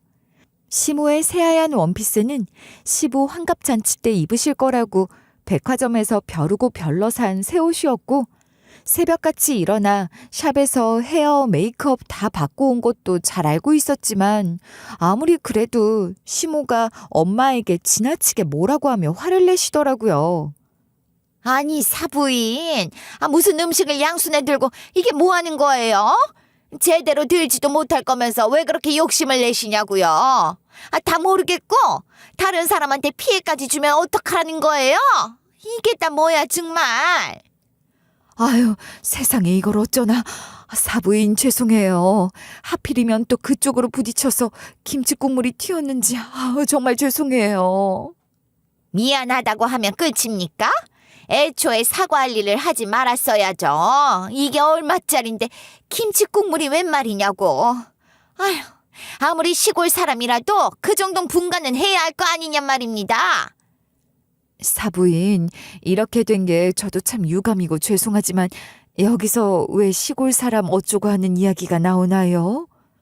왜요? 제가 뭐 틀린 말 했어요? 시골 어쩌고 하니까 기분 나쁘세요? 시골에서 뷔페 얼마나 드셔보셨겠냐고요. 내가 이래서 뷔페 식당 싫어하는 거지. 어중이 떠중이 다 모여서 꼭 이런 일이 생긴다니까. 사부인, 아무리 그래도 어중이 떠중이라뇨. 제가 뷔페 식당 많이 다닌 사람은 아니지만 꼭 그렇게 말씀을 하셔야겠어요? 그러니까 제 말이 틀린 게 있으면 말씀을 해보세요. 뷔페 식당 와서 이러시는 거 아닙니다. 아니 무슨 평생 먹을 거 오늘 다 드시려고 하세요? 조금씩 조금씩 가져다 드시라고요. 그렇게 양손 가득 뭐 들고 다니다가 다른 사람한테 피해 주지 마시고요. 그러는 사돈 접시는 3층 석탑처럼 쌓아놓으셨네요. 저는 그릇만 2개지 담은 음식은 그리 많지도 않아요. 이거 갖다 먹고 또 갖다 먹을 참이거든요. 그런데 사부인은 접시 하나도 무슨 뽕을 뽑으시려고 하시나 3층도 넘겠어요. 대체 이게 몇 층이야? 이거 내가 먹으려고 가져온 거 아니에요. 저희 남편 거 대신 퍼다 주는 거라고요. 아무튼 조심 좀 하세요. 돌아다니시면서 다른 사고나 더 치지 마시고요. 엄마가 시모 말에 무조건 잘못됐다고 하는 상황은 아니고 엄마도 할 말 하시곤 하셨지만 시모는 끝까지 엄마를 무슨 무식하고 막대 먹은 사람 대하듯 하며 무슨 대단한 훈계라도 하는 것처럼 하는데 제가 듣다 도저히 안 되겠어서 시모한테 그랬어요. 엄마도 놀라셨을 테고 엄마가 일방적으로 달려와서 부딪힌 것도 아니고 지나가다가 부딪힌 거면 서로 미안하다 하면 될 일인데 말씀이 너무 심하신 거 아니냐고 말이에요. 그리고 시모에게 저랑 같이 가셔서 옷 갈아입으시라고 제가 봐드리겠다고도 하고 근처에 옷 맡겨서 얼룩 안 남게 해드리겠다 했거든요. 그랬더니 시모는 됐다 하면서 짧게 대답하시고는 자기가 알아서 하겠다며 획 돌아서 나가버리는 거예요. 시부 환갑 잔칫날 그 난리를 친 후로 시모는 대놓고 저희 엄마 얘기만 나오면 질색팔색하는데 더더욱 언성을 높이셨는데 자기가 그러는 건 너무나도 당연하다는 식으로 거리낌 없이 그러시는 거죠. 그러니 저는 시모 앞에서 가급적 엄마 얘기를 안 하고 싶었고 피하려고 했던 것 같아요. 굳이 엄마 이야기를 꺼낼 일도 없었고 엄마께도 농사 지은 것들 시댁에 보내시지 말라고 했어요. 엄마가 제게 보내주시는 것들로 제가 반찬 좀 만들어서 시부 드시라고 가져다 드리고 말지 시모가 또 엄마가 보내신 것들을 두고 뭐라고 하면서 시부 환갑 잔칫날 있었던 일들을 끄집어내는 걸 보고 싶지 않았거든요. 그러니 한동안은 잠잠하게 지낼 수 있었던 것 같아요. 저희 시부랑 시모가 동갑이시거든요. 그러니 시부 환갑 이후 곧바로 시모 환갑이 가까워진 거예요. 저희가 시모 환갑을 어떻게 할지 여쭤보니 시모가 그러시더라고요. 나는 촌스럽게 잔치 같은 건 싫다. 그리고 너희 아버지 잔치한 지 얼마나 됐다고 잔치를 또 하니? 어차피 오는 사람 비슷하고 그런 거 해봐야 괜히 지난번처럼 서로 껄끄러운 일만 생기는 거지. 시모는 그렇게 말하면서 저를 슬쩍 쳐다보던데 엄마 욕을 입 밖에 내어 하지는 않았으나 그 표정만으로도 이미 충분히 실컷 욕을 한 거나 다름이 없는 거죠 뭐. 시모는 고개까지 절레절레 저어가며 한심하다는 표정으로 저를 쳐다보며 눈으로 엄마 욕을 했던 겁니다. 그러더니 잔치 필요 없고 호캉스나 좀 해야겠다며 스파 괜찮은 곳으로 스파 패키지로 호텔 예약을 해달라고 하는 거예요. 저는 그런 시모가 얄미웠지만 그래도 환갑 선물인데 싶은 생각에 알았다 하고 특별히 스파 시설 좋은 호텔을 알아보고 거금 들어 예약해드렸어요. 아무리 그래도 시모는 시모니까 제가 할 도리는 해야 한다고 생각했어요. 어릴 때부터 그렇게 배웠고 학교 다니고 직장 생활하면서도 그렇게 하는 게 맞다는 걸 끊임없이 확인하며 살고 있었으니 당연히 그렇게 한 거였어요. 그래도 속으로 약은 좀 몰랐는지 엄마랑 통화하면서 볼멘 소리를 좀 하기는 했네요. 저는 평소에도 엄마랑 시시콜콜 통화하며 이야기를 많이 하는 편이거든요. 대학 때부터 집을 떠나 있었으니 엄마랑 그런 식으로 전화하며 안부하고 서로 근황 이야기하는 게 익숙해서 그런 것 같아요. 시모 환갑 선물로 호텔 예약을 할 때도 엄마랑 통화하면서 그런 이야기들을 했더니 엄마가 시부 환갑날 엄마가 실수한 것도 있고 미안해서 그러니 시모한테 환갑 선물을 하나 보내시겠다고 하시더라고요. 엄마가 저한테 일부러 그런 이야기까지 하셨으니 신경 써서 뭘 준비하시려는 것 같았죠. 그런데 시모가 그걸 보지도 않고 엄마가 보냈다는 것만 보고 혹여나 그냥 방치하진 않으려나 싶은 생각에 시모한테 미리 언지를 들여놓기로 한 거예요. 어머니, 엄마가 환갑 선물로 뭘 좀 보낸다고 하시는데요. 그러니까 엄마가 보낸 거 받으시면 챙겨서 열어보시라고요. 채소 같은 거 아니고 특별히 선물 보낸다고 하셨으니 꼭 받아서 챙겨보세요. 엄마가 맘먹고 선물 보내셨는데 너무 거절하지 마시고요. 그때까지만 해도 저는 정말 순수하게 좋은 마음으로 엄마가 준비한 선물을 시모도 챙겨받으시길 바라는 마음으로 알려드린 거였어요. 저는 그렇게 좋은 마음으로 일부러 챙겨서 알려드리기까지 했는데 시모가 며칠 뒤 전화해서 저한테 뭐라고 하셨는지 아세요? 예, 네가 말하던 네 엄마가 보냈다는 택배가 왔는데 열어보나마나 네 애미 수준이 빤한 거 아니니? 또 무슨 똥덩어리를 보냈을지 궁금하지도 않아서 열어보지도 않고 갖다 버렸으니 그렇게 알고 네 엄마한텐 그냥 잘 받았다고 네가 대신 전해라. 알겠니? 네? 아니, 어머니, 제가 그러시지 마시라고 일부러 미리 말씀까지 드렸는데 어떻게 그러실 수가 있으세요? 너무하세요. 제가 서운한 내색을 하거나 말거나 시모는 잘못한 거 하나 없이 아주 당당하더라고요. 기가 막혀서 환갑 선물이라고 엄마가 특별히 보냈다고 일부러 알려주기까지 했는데 그걸 기어이 열어보지도 않고 버렸다는 것도 화가 나서 죽을 지경인데 그걸 그런 식으로 버렸다는 걸 굳이 저한테 보고까지 하는 건 또 무슨 심리일까요? 그러면서 고맙다는 인사도 아니고 잘 받았다고 전하라뇨.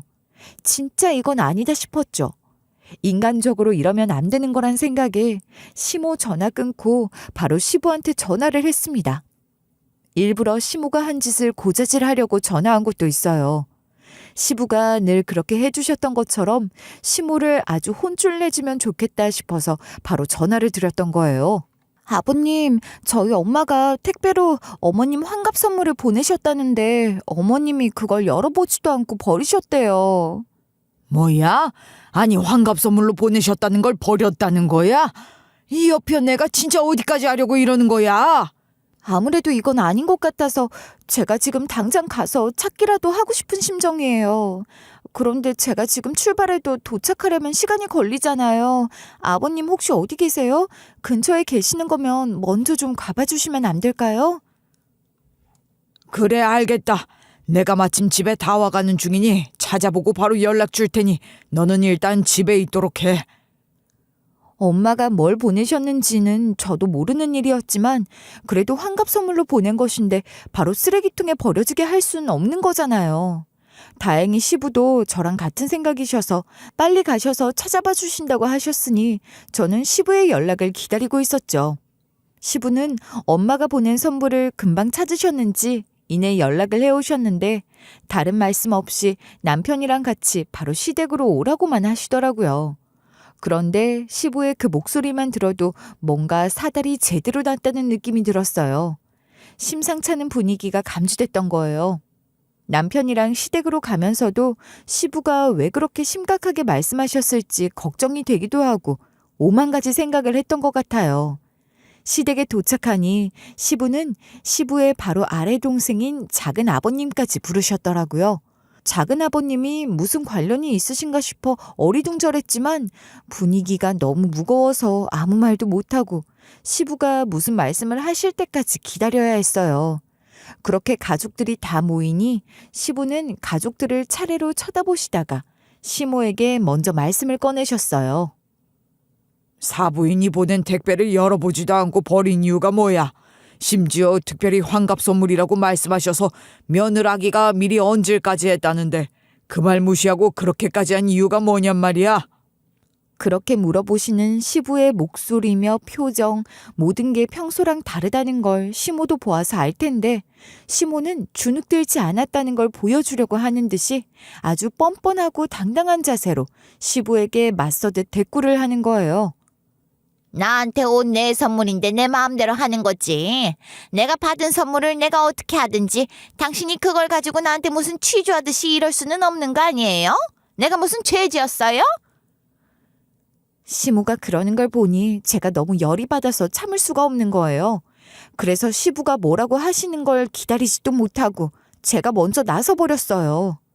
제가 미리 엄마가 환갑 선물로 보내는 것이니 그냥 두시지 마시고 열어보시기라도 하라고 말씀까지 드렸는데 어떻게 그걸 그냥 버리실 수가 있어요. 정말 너무한 거 아니시냐고요.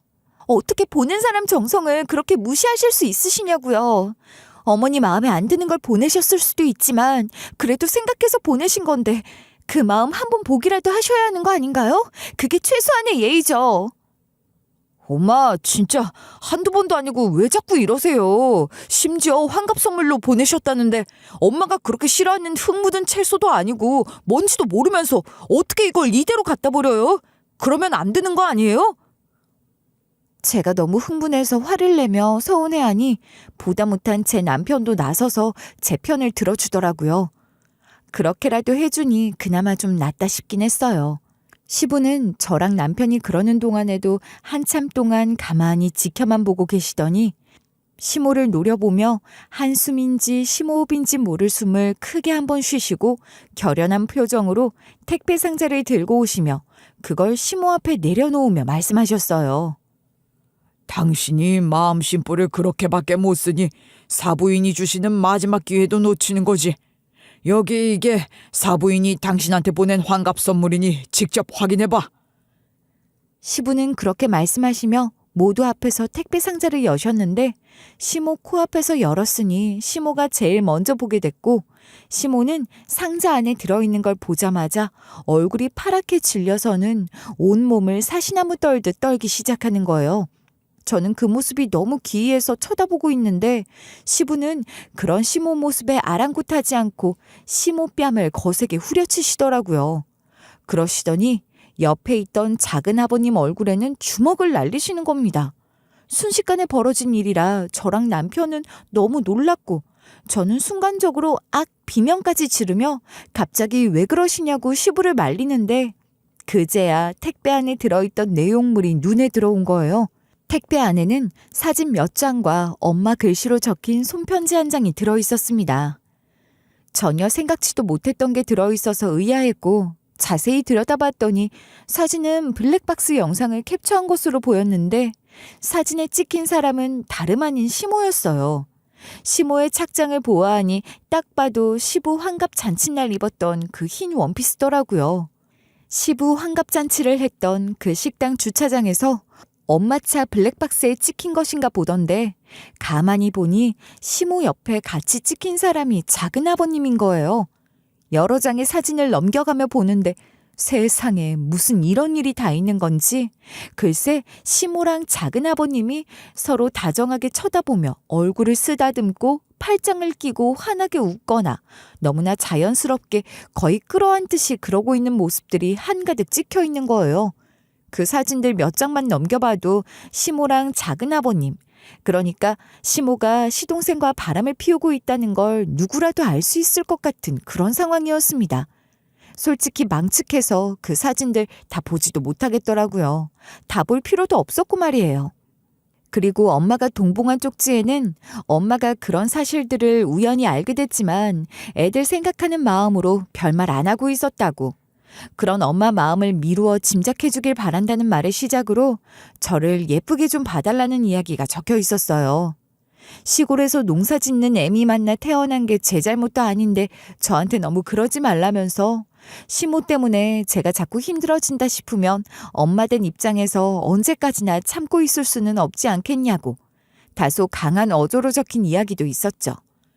그래도 특별한 날을 맞으신다고 하니 선물이다 생각하고 말씀드리는 거라면서 이번만큼은 엄마가 모른 척 해줄 테니 옳지 못한 관계는 하루라도 빨리 정리하고 시부나 다른 가족들에게 미안한 심정으로라도 앞으로 잘하시라고 그렇게 적혀 있었어요. 그리고 마지막으로 엄마가 보시기에 그렇지 않다 싶으면 엄마는 언제라도 이 모든 사실을 밝힐 준비가 되어 있다고.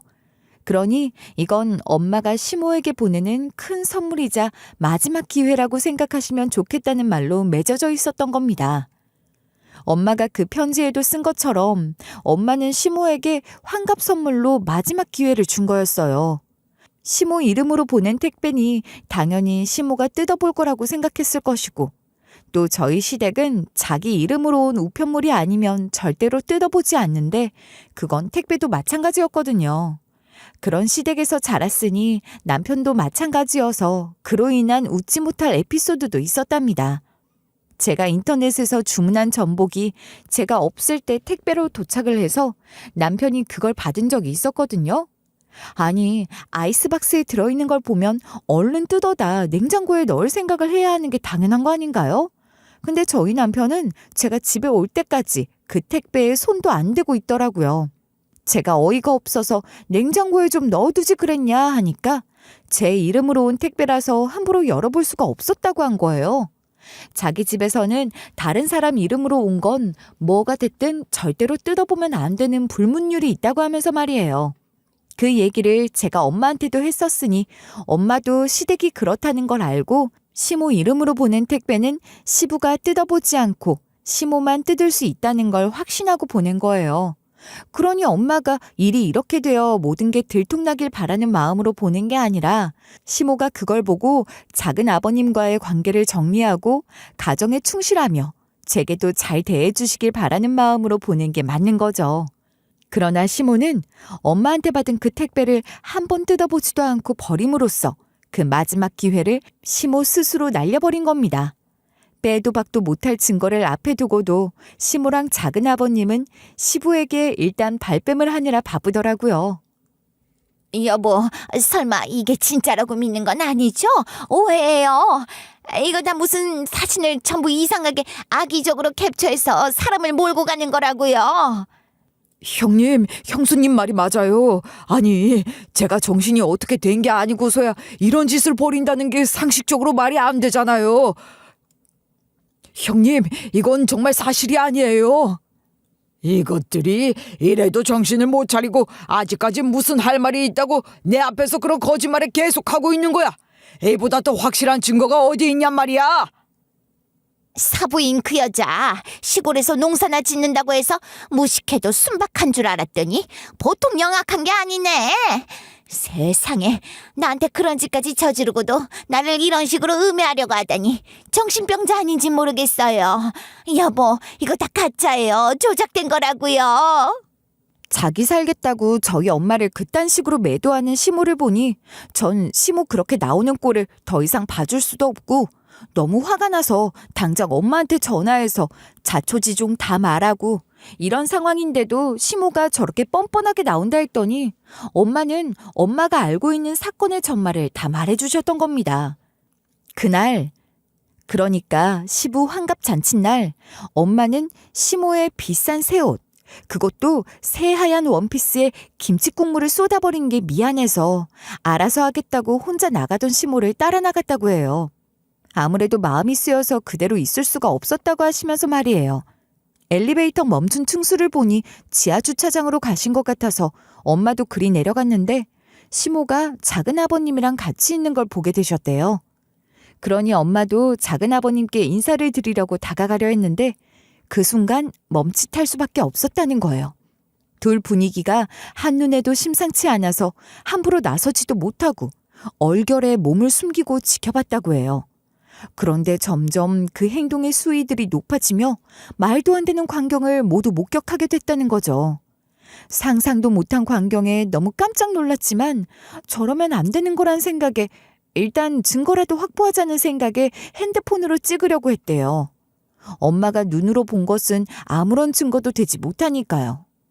그런데 가만 보니 그 두 사람이 그러고 있는 곳이 엄마 차를 주차해 놓은 곳 바로 앞이라는 걸 알아채고 블랙박스 영상을 백업해서 따로 저장해뒀다는 거예요. 이야, 어떻게 이런 기회가 올 수 있는지 말입니다. 역시 사람은 죄는 짓고 살면 안 된다니까요. 엄마도 그날 그게 너무 신기하면서도 다시 한번 죄 짓고 살면 안 된다 하며 무릎을 탁 쳤다고 하더라고요. 그러면서 엄마는 그러셨어요. 사진을 보는 것보다 영상으로 보면 모든 것들이 더 선명하게 보일 거야. 내가 지금 너한테 그 블랙박스 영상을 보낼 테니 확인해 보렴. 그걸 보면 사진 캡처를 이상하게 했다는 둥, 조작이라는 둥, 그딴 소린 못할 거야. 이렇게 된 이상 나도 그런 억울한 소리 들으며 가만히 당하고만 있을 순 없지. 저는 엄마와의 통화를 처음부터 스피커폰으로 해서 모두가 엄마가 하는 이야기를 저와 같이 들을 수 있도록 하고 있었거든요. 그러니 엄마가 그런 이야기를 하는 동안 저를 포함해 시부와 남편은 황당하고 기가 차서 치를 떨고, 시모랑 작은 아버님은 모든 게 들통나게 생겼으니 두려움에 덜덜 떨고 있었던 겁니다. 그리고 엄마는 통화를 끝내자마자 제게 그 블랙박스 영상을 보내주셨어요. 엄마가 보낸 블랙박스 영상 또한 모두가 보는 앞에서 플레이를 했는데, 아이고, 엄마 말처럼 그 영상을 보고선 시모도 작은 아버님도 더는 아무 말 못하겠더라고요. 그야말로 빼도 박도 못할 증거였고, 엄마가 보낸 캡처 사진들은 그나마 엄마가 많이 봐주며 고른 사진이라고 해야 할 수준인 거예요. 물론 엄마가 그 장면을 직접 본 것이니 엄마 핸드폰으로 찍을 수도 있었을 테고, 마음만 먹으면 거기 주차되어 있던 차주 찾아가서 부탁해 블랙박스 영상을 확보할 수도 있었겠지만, 하필이면 저희 엄마 차가 바로 앞에 주차되어 있어서 엄마 차 블랙박스에 그게 다 찍힐 줄 누가 알았겠냐 말입니다. 가뜩이나 탐정물 좋아하는 저희 엄마는 시모 불륜을 포착하고 두 사람 불륜 증거 찾아내며 그 뒤로도 꽤 진지하게 두 사람 뒤를 캐봤다고 하셨어요. 엄마는 드라마나 영화 같은 걸 보면서 인터넷에 생각보다 많은 정보가 있고 거기서 찾아낼 수 있는 게 많다는 걸 알고 있었으니 인터넷부터 털어보기로 했다고 해요. 시모가 고상한 척을 하며 걸핏하면 이야기하는 게 있는데, 그건 바로 시모가 나가는 차 모임에 관한 거였어요. 시모는 자기 차 모임에 얼마나 대단한 사람들이 나오는지, 얼마나 우아한 대화를 나누는지, 또 얼마나 비싼 차를 마시는지 그런 이야기들을 하면서 그 차 모임 이름을 자주 언급하곤 했고, 엄마도 상견례 때부터 해서 그 차 모임에 대한 이야기를 여러 번 들었던 거예요. 그뿐이 아니죠. 저는 정말이지 귀에 딱지가 않도록 그 모임에 대한 이야기를 들어왔으니 제가 얘기하는 것도 엄마는 여러 번 들어서 그 차 모임에 대해 알고 있었던 거죠. 인터넷에 그 이름을 찾아보니 그 차 모임 커뮤니티도 있더라는 거예요. 거기 게시판부터 살펴보며 시모가 그 커뮤니티에서 어떤 아이디로 활동하는지를 알아냈고, 그 아이디를 갖고 인터넷을 탈탈 털었다고 해요. 그랬더니 호텔이나 레스토랑 게시판에 문의를 한 것 같은 것들이 유난히 많이 나오더라는데, 그게 다 불륜 저지르며 다닌 곳들이라는 촉이 바로 오더라는 거예요. 그런 식으로 계속 인터넷을 돌아다니다가 시모가 사용하는 것으로 추정되는 아이디가 유난히 자주 가는 커뮤니티를 발견했는데, 그건 애견 커뮤니티였다고 해요. 시댁은 강아지를 안 키우니 작은 아버님이 키우는 강아지라고 생각하고 뭐라도 찾아낼 작정으로 잠자는 것도 있고 그 커뮤니티 게시판 글들을 하나하나 읽으며 작은 아버님 아이디로 추정되는 것까지 찾아냈고, 시모 아이디로 달아놓은 댓글을 보며 여러 가지를 유추할 수 있었다고 해요. 그리고 해당 아이디가 올린 글들을 검색해보니 그 커뮤니티에서는 시모랑 작은 아버님이 대놓고 커플 행세를 하며 대담하게 오프라인 모임도 나가고 했던 정황들을 발견하고, 그 사이트에서만도 시모와 작은 아버님 불륜 증거를 꽤 많이 찾아낸 거예요. 엄마가 그렇게 시모 뒷조사를 하고 있던 중에 제가 시모가 자기 환갑 선물로 호캉스를 보내달라고 했던 걸 이야기했으니 엄마는 그 얘기를 듣자마자 시모가 작은 아버님이랑 호텔에서 시간을 보내려고 하는 거란 생각이 번쩍 들었대요. 그런 생각들을 하니 엄마는 시모가 계속 그런 식으로 잘못을 저지르는 걸 두고 볼 수 없다 싶어서 마침 시모 환갑이니 환갑 선물이다 하며 경고용을 그런 택배를 보냈다고 하는 거였습니다.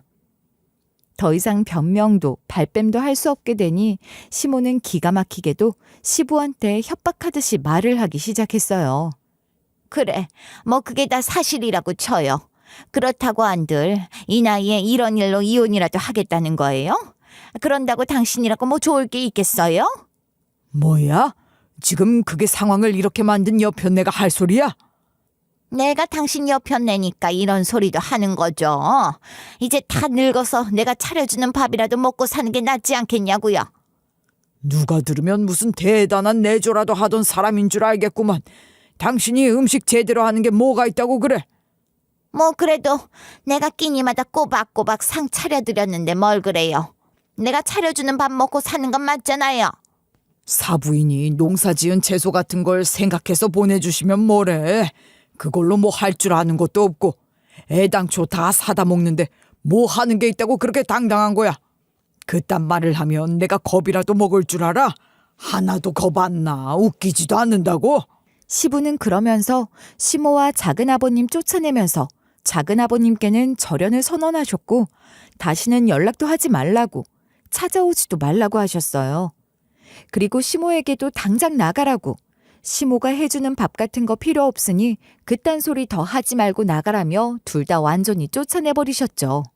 시부에게 쫓겨난 시모는 당장 갈 곳이 없으니 저희 집으로 밀고 들어오던데 저랑 남편도 마음 같아선 시모 받아주고 싶지 않았지만 두 분이 이혼을 하든 뭘 어쩌든 마무리가 되어야 하는 것이니 어쩔 수 없이 시모를 저희 집에 계시게는 했어요. 그렇다고 제가 시모를 모시고 있었던 건 아니고요. 집안일 같은 걸 하는 조건으로 들어와서 며느리살이 버티실 수 있으면 버티라고 한 거예요. 시모는 그런 제가 얄미워 죽을 지경이었겠으나 뭐 어쩌겠어요. 갈 데가 없으니 그러겠다고 한 거죠. 그렇게 제가 시모한테 며느리살이 제대로 시켜주며 달갑지 않은 동거를 하게 됐답니다. 남편은 그런 시모한테 눈길 한 번 안 줬고 저도 시모를 대접해줄 마음은 추워도 없었어요. 시모는 그렇게 저희 집에 있으면서 온갖 머리를 굴리는 것 같더라고요. 전화 통화하고 그러는 걸 보니 바람났던 작은아버님한테도 연락을 하는 것 같던데 눈치가 작은아버님 쪽에서 시모를 정리하려는 것 같은 거예요. 그러니 시모는 낙동강 오리알이 된 건데 혼자서 별별 생각을 다 하며 이리 재고 저리 재고 그러는 게 빤히 보이더라고요. 시부랑 이혼하면 그래도 혼인 유지 기간이 있으니 시모 잘못으로 하는 이혼이라 위자료를 물리더라도 재산 분할로 받을 수 있는 게 꽤 될 테니 그거 받고 이혼해서 혼자 살까 뭐 그런 생각도 안 한 게 아닐 거예요. 그런데 그렇게 되면 시모가 지금 누리고 있는 것들을 다 잃게 되니 그러지도 못하는 것 같더라고요. 그렇게 자랑하던 차모임을 비롯해 시모가 본인 품위 유지하느라 하고 있는 것들을 말이에요. 본인 만족으로 하고 있던 그 많은 걸 다 내려놓기가 쉽지 않은 거겠죠. 그러니 그때부터는 본격적으로 맘먹고 시부한테 빌기 시작했어요. 저는 시모가 그런 식으로 머리 굴리는 걸 옆에서 다 보고 있었으니 그 모습이 정말이지 너무나 가증스럽더라고요. 여보, 내가 다 잘못했으니까 이혼하자 소리만 하지 말아요. 내가 앞으로는 밥도 하고 반찬도 직접 만들고 그렇게 잘 챙겨줄 테니까. 그래요.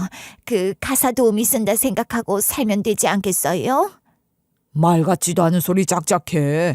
내가 왜 꼴도 보기 싫은 당신 같은 사람한테 집안일 시키면서 괴롭게 그 꼴 계속 봐야 해? 가사 도우미 내가 따로 고용하는 게 낫고 그리고 나도 웬만해선 혼자서 다 해. 그딴 거 필요 없다고. 아유, 아무리 그래도 내가 하는 게 낫지 무슨 소리예요. 내가 정말 잘할게요. 나 지금 이렇게 빌고 있는 거 안 보이냐고요. 이런 마음으로 정말 잘할 테니까 기회를 줘요. 여보, 부탁해요. 시모가 그러고 나서니 남편이랑 저도 머리가 정말 복잡한 거예요. 뭐가 잘하는 건지 언뜻 판단이 잘 서지 않더라고요. 시부는 처음에는 아주 완강하게 시모 말을 무시하며 소송이라도 불사하겠다고 이혼 의사 밝히셨는데 시모가 저렇게까지 매달리니 시부도 생각이 조금씩 바뀌신 것 같기도 했어요. 그러니 집안일이며 돈 쓰는 거며 일일이 제약 다 걸어서 조건 제시하셨고 그거 다 지키며 살 자신 있으면 받아주겠다 하시더라고요. 결국 그렇게 해서 시모는 시부랑 계속 같이 사시고는 있는데 안방에서 짐 다 빼서 작은 방에서 지내며 그야말로 가사 도우미처럼 지내고 있어요. 그 집에서 그렇게 살고 있으면서도 다른 사람들한테는 아무 문제 없는 척하면서 나가던 모임에도 그대로 나가고 그러고 있는 거예요. 실상은 어떻더라도 다른 사람들한테 그렇지 않게 보이는 게 제일 중요한 모양이다 싶었죠. 그러고 사는 게 정말 좋은 건지 괜찮은 건지 저는 아직도 잘 모르겠어요. 시부보다도 남편이 훨씬 더 강하게 시모를 거부하고 있어요. 나는 엄마 저러는 거 정말 못 보겠어.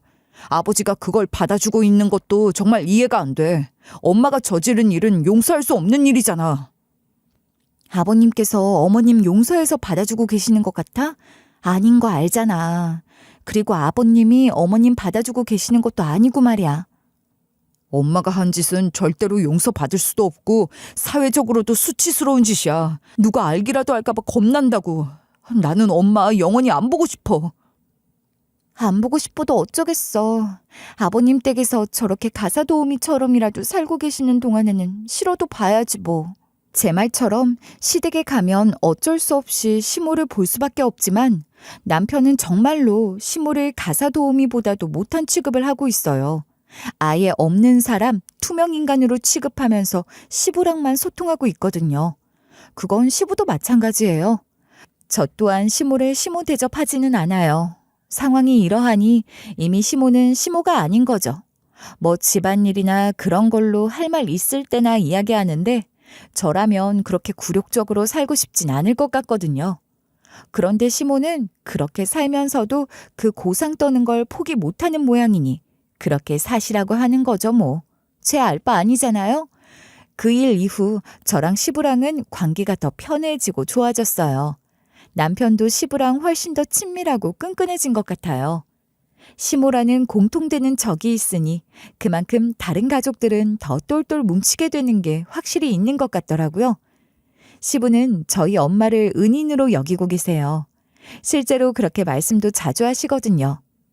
남편도 저희 엄마 볼 때마다 경찰인 자기보다 수사를 더 잘하시는 장모님이라고 하니 저희 엄마는 그 말 듣는 게 그렇게 좋은가 봐요.